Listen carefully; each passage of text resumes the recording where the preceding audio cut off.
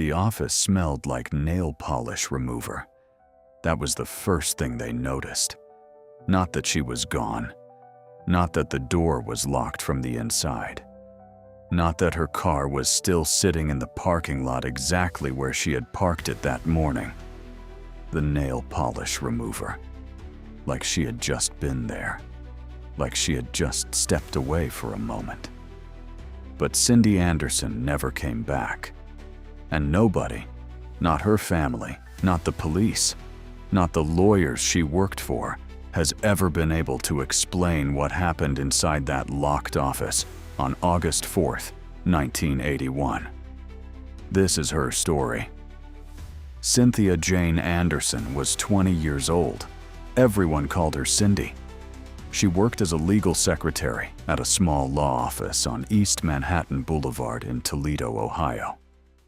Every morning she drove across the bridge from her home in Michigan, unlocked the office, prepared the lawyers' desks for the day, and answered the phones. She was good at her job. She was reliable. She was always there. She had also just handed in her 2 weeks' notice. In 2 weeks, she was leaving to attend Bible college with her boyfriend. A new chapter, a new life waiting just around the corner. She never made it. The summer of 1981 had not been easy for Cindy. For months, she had been having nightmares. Not ordinary bad dreams. Dreams about being abducted from her home and murdered by a stranger. She told her mother about them. Her mother did not take them seriously. But the dreams kept coming. And then the phone calls started. Someone was calling the office. The calls were frightening enough that her bosses took notice. They told her to keep the office doors locked whenever she was alone in the morning. They installed an emergency buzzer at her desk, a panic button she could press to alert the business next door if anything went wrong. On August 3rd, the day before she vanished, a client was sitting in the office when Cindy answered one of those calls. He watched her face change. He could see she was terrified. He asked her what was wrong. She brushed it off, said they had been getting calls like that. Did not say what the calls were about. The client was so concerned he went to the police that same day and asked them to drive by the office to check on her. The next morning, Cindy arrived at work as normal. A janitor confirmed he saw her at her desk at 9:45 a.m. By noon, she was gone. When the lawyers arrived at midday, the office door was locked. This was normal. Cindy always kept it locked when she was alone. But when they unlocked it and stepped inside, something felt immediately wrong. The lights were on. The radio was playing. The air conditioning was running. The mail had been collected from outside and placed just inside the front door. Their desks had been prepared for the day. Everything looked exactly as it should. Except Cindy was not there. They searched the building.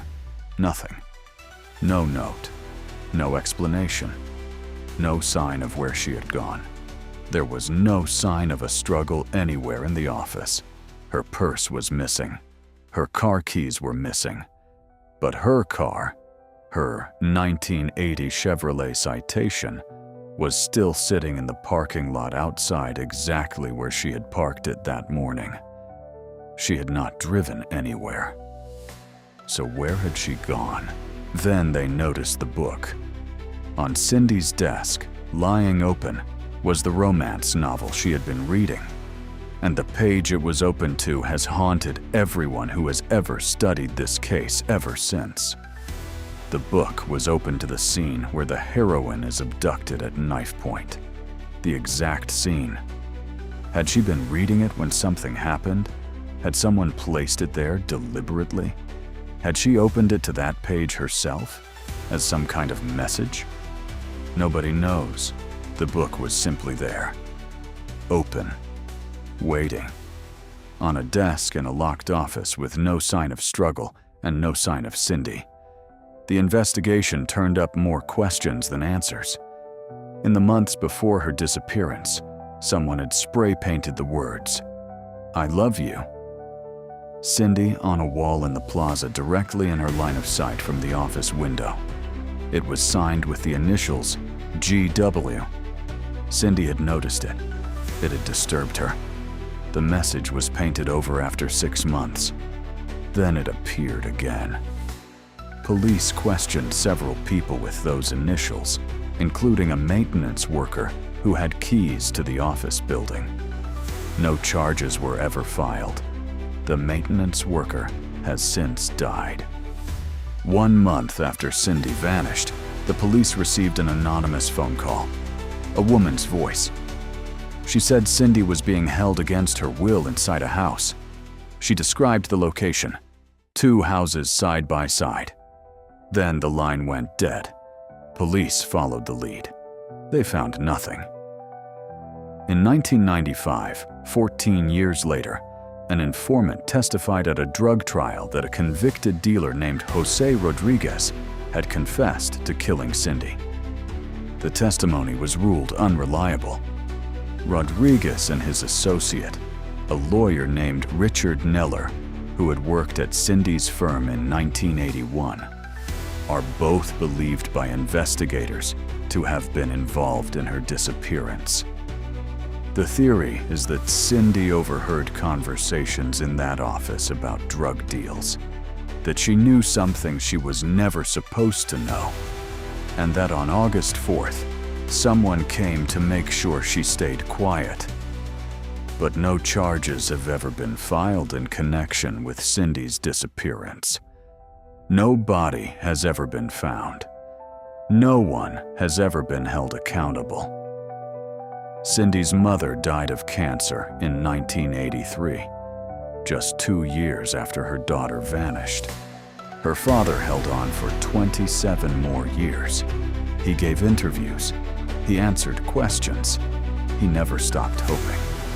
He died in 2008. In his obituary, it was noted that Cindy preceded him in death.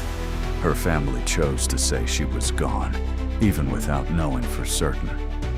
Because after 27 years of silence, what else could they say? I have thought about that book a lot, the one left open on her desk. Whether she opened it herself, whether someone else did, whether it was coincidence or message, or something else entirely. But what I keep coming back to is this.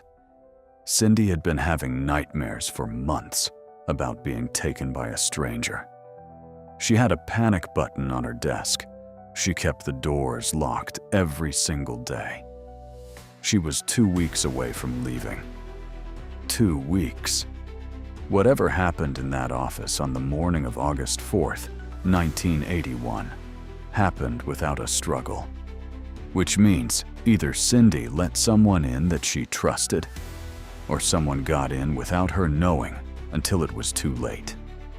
And somewhere between 9:45 in the morning and noon on a Tuesday in Toledo, Ohio, Cynthia Jane Anderson simply ceased to be. The nail polish remover faded, the radio kept playing, and the book stayed open on that page, waiting for someone to read it.